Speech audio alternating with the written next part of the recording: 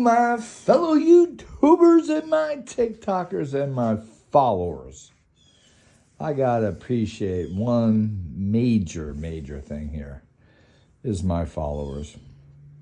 Thank you for being there through the good, the bad, the ugly. And there's really no ugly. This is all fun. I mean, look at this place. Look at this place. Yep, look at this place. So, something interesting I just did here is I just put this, it's sort of like a point contact from a Model T Ford. I think it's from the 33 or something like that, 34. Model T Ford. I got it hooked up to a bifilar coil with a hollow core. Okay, and these are all neodymium 1-inch square. These are nice size and strong. Number 52, by the way. And I got it hooked up to a rubber band. I got a metal roller on the top, polypropylene on the bottom, plastic. And the end game on this section will be electrostatics. It'll be encased in a plastic shroud.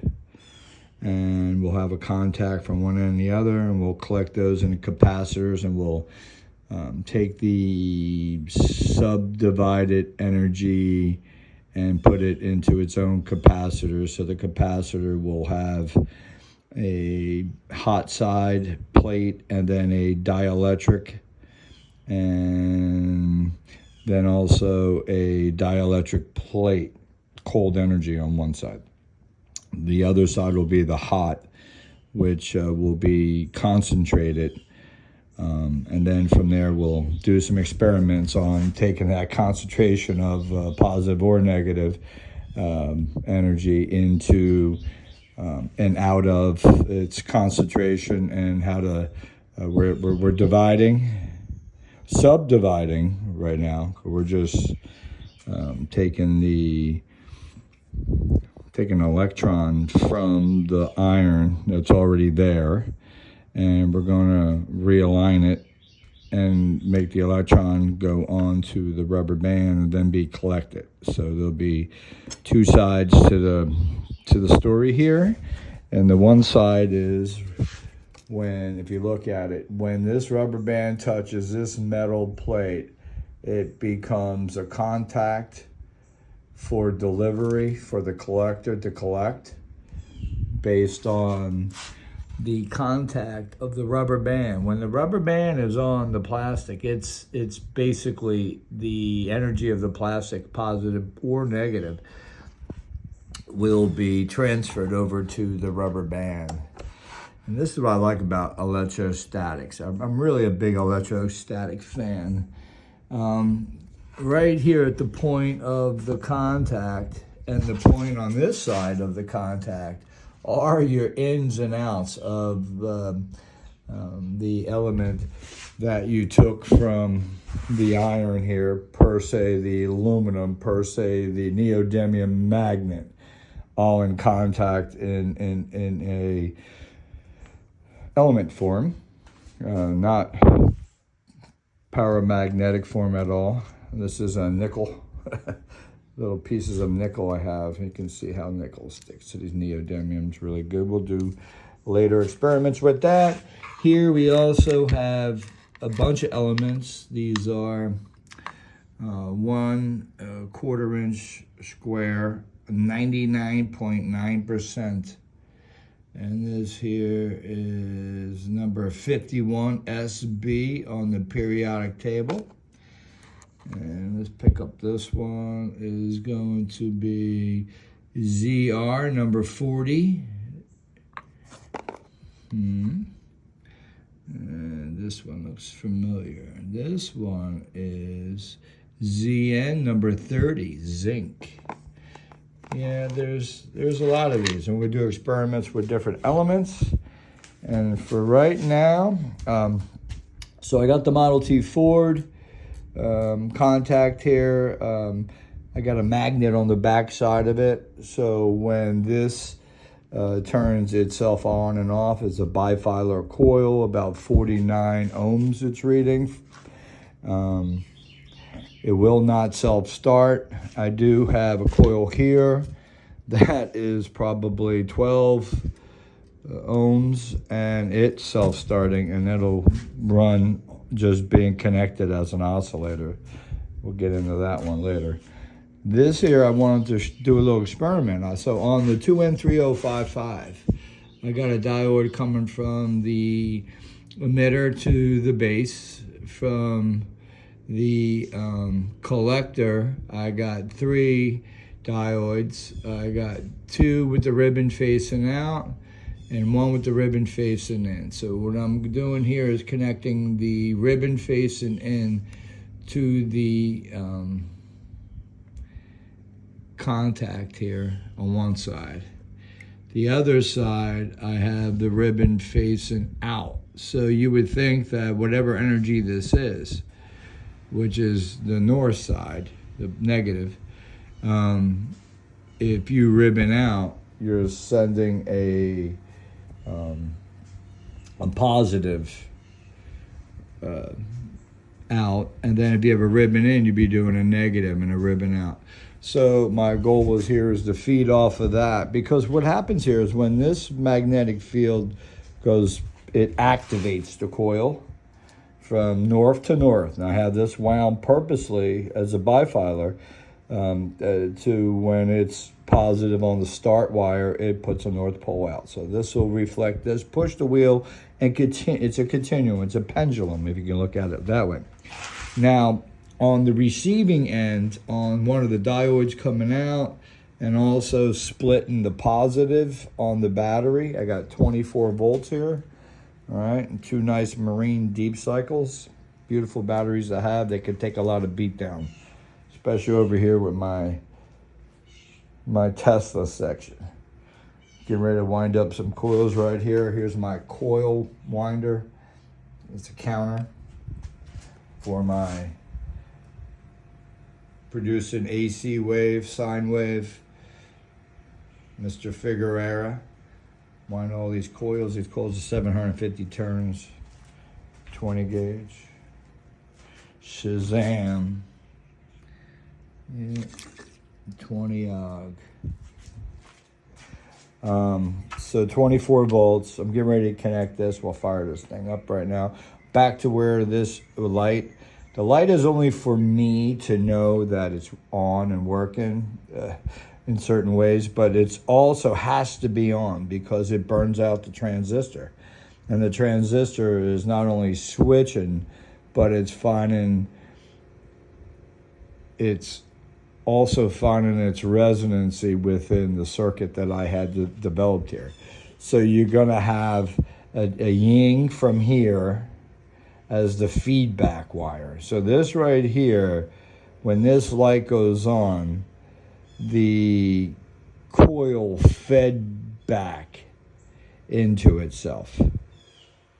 So the flash you're going to see is the on and off of the transistor, but it's also the fact that the thin wire on here is going to produce out, and it charges batteries. So I can charge a battery while the wheel's spinning. But on top of that, I want to take this and convert it over to this and be able to activate something on a whole different... 2 things I want to show you here. One is you can pull energy off of here by making the contacts make like a solenoid. 2, I want to show when I adjust this nut here, which makes the contact go further away, and I can adjust the speed of the wheel by just having this here. So check it out. And you're going to hear a little squealing when we go because of the resonant. All right, so notice, look, here's when we're ready to touch it. You'll see the light flash, and you'll hear this sucker. Listen.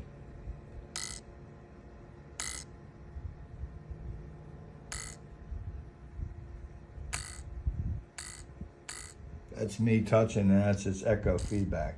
So that flash of a light is one pulse, but the magnetic field's being stretched out because, like a tank circuit, what lags is, you see that?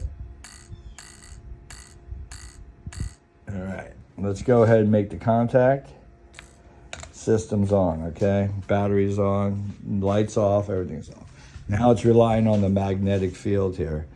Now let's go ahead and start turning. Lights.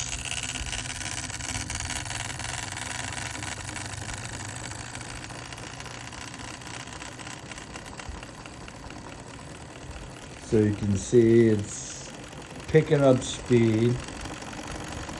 My end game goal with the RPMs is 3,600 RPM is what I need to accomplish.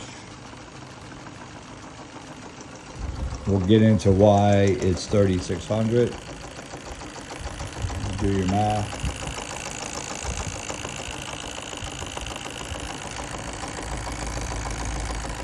So let's go ahead. You can see that it's kind of down its way. Don't forget there's drag just from the rubber band. You know, it's turning. It'll need adjustments, like I could probably move it over somehow, but there'll be an adjustment with this up and down. Probably pulling it down will make the rubber band go over, but put some more tension on it. So here, let's go ahead and adjust this, and you're going to notice speed. And you're going to sound.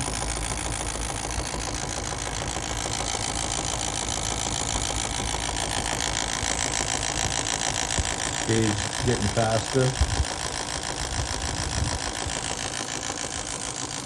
So by adjusting the back balance, weight balance, you can't call it capacitance, but in a nutshell it is capacitance, because the capacitance is building up in the bifilar from the magnetic field, and there's a dielectric in there that's storing the energy.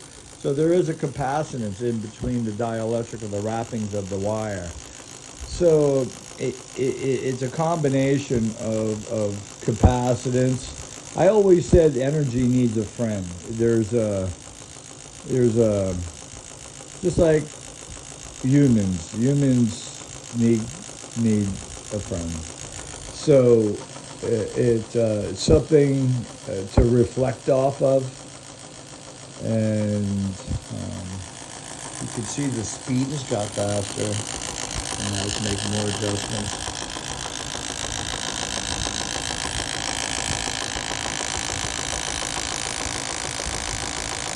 Comments, getting more speed.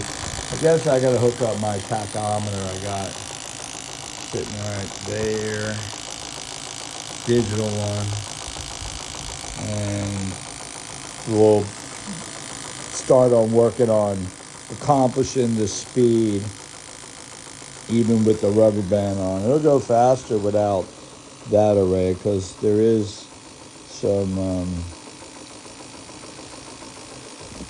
some drag on that, but that's the only drag it will have, and I can increase the volts coming in and increase speed, which 24 volts can probably go up to 60 volts all damn day, or 48, and I think it'll be time to come out of the batteries into my Variac. And it's just 110 Variac, but I can control the voltage. And then I can come out of this with a full wave bridge rectifier to produce DC, but I'll also level out that, again, coming out of the full wave into a capacitor. And then coming out of the capacitor into a DC pulse, changing the sine wave into DC. You want to smooth out the wave for the AC side, but you also want to smooth out any ripples in there on the DC side, because you want solid DC. no ripples. So here you can see that we're humming pretty good in speed. We got our contact here.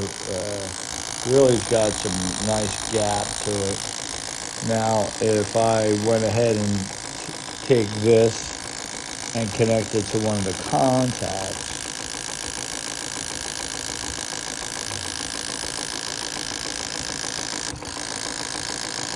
we should see some electric spark.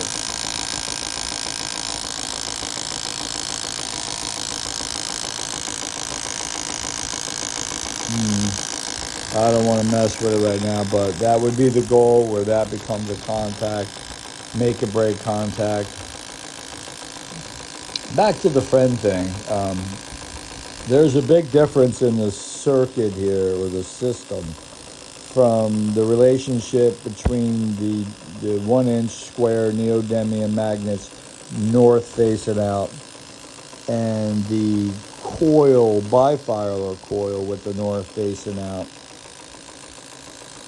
Now the back end of this coil, without having a core, now has a magnetic field to bounce off of as a dipole, because the south end's facing out here.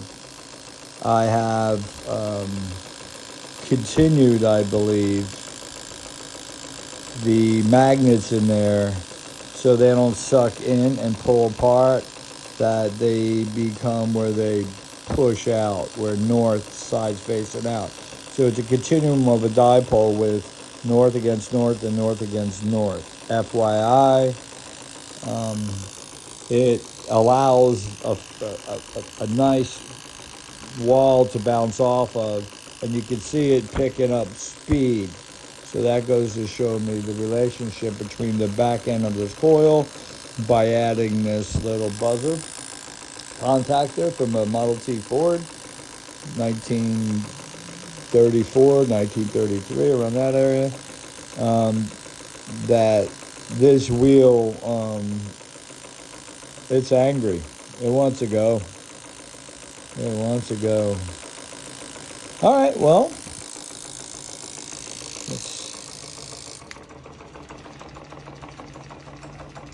this is all about experimenting, guys. You can see the contacts reflected off the magnetic field, the residual. When that goes by there, this coil with not power now still has a magnetic field show up.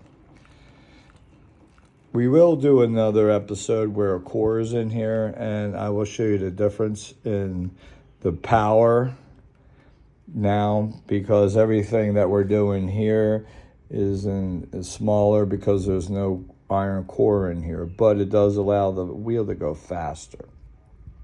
Once we add a core, I guess I will add this 3/4 iron rod in there, and then you're gonna see more responsive on this side and more responsive on that side. Why I like without a core is because I have no lag. It becomes a tank circuit to where it's looking for change, which it don't like. So the magnetic field lags, and the lagging of the magnetic field allows the continuum of going to the next one, but there's a snapback, and on that snapback, at that moment, halfway, this no longer can lag, even if it had a core, only because the balance of between one magnet and the other one comes into play. Now it knows it's going to snap back, and it gets to the thin wire here. And on the feedback wire, the tickler you can call it, the feedback wire of the bifilar, the thinner wire, it now is going through thinner wire, same amount of turns as the driver wire, the thicker wire. and it's now higher voltage because of it has more capacitance than the drive wire. So think about that as I'm laying that out to you guys, and leave your comments, all right? 20 minutes of your time. I'm sorry to take it up. Bye-bye.